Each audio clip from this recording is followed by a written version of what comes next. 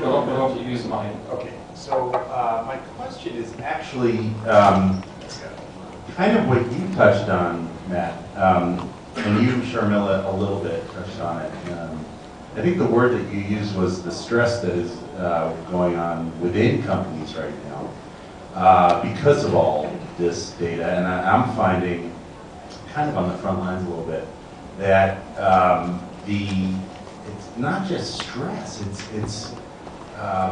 it is almost like a territorial thing going on right now between IT and other parts of the company that are growing. And I guess my question is, you know, not who owns the data, but the company owns the data. But what do you do? What's the collective wisdom when, like, IT doesn't want to let go of the data because they think that might mean they're not as valuable and their jobs might be on the line, right? I mean, what do you do with that kind of, it's not even stress, it's more like a real conflict going on within companies. I mean, and the top executive is saying, get it done, you know.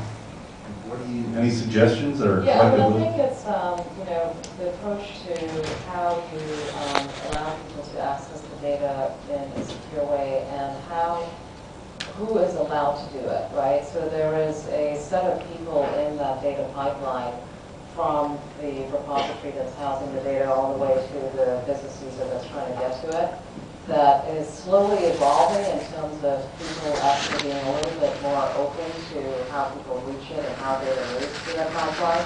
And it's going to take time.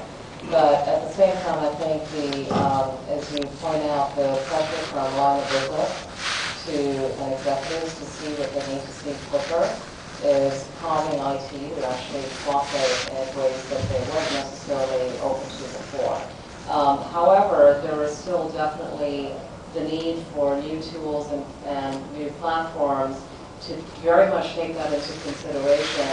So the concerns that IT has with respect to data security, who has access, what permissions they have, who can see it, when can they see it, needs to be factored in. So I think we'll see this change, but I don't think obviously this is going to happen overnight. It's intimidating and scary for a lot of IT departments, and so you need to build into the system and the new solutions, mechanisms to allow people to actually do this, but in a way that is comfortable for IT with respect to the security, access control, permissions you put in the system. That's exactly how we come to it, actually. I mean, I think you guys do host data, and I think you host the data, and Shamil, you kind of do a little both, right? You can access.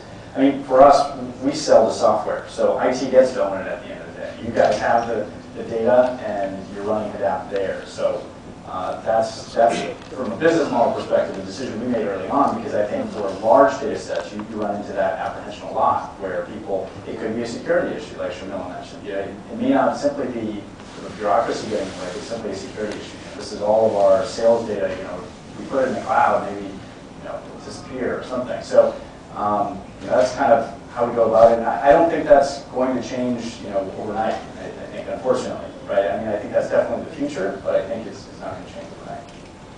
I think there's a fundamental, just thought process problem here, and this is something that I've always believed, is that IT should be enablers, not naysayers, right?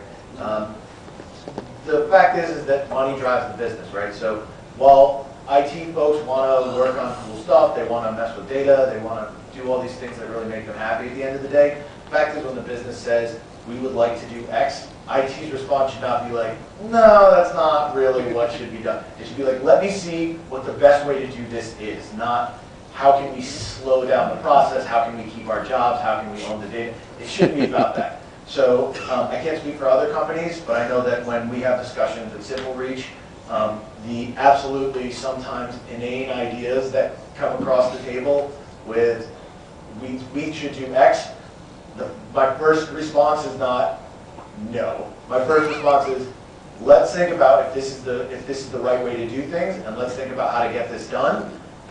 But no is not usually the correct answer from a technology perspective. Maybe from a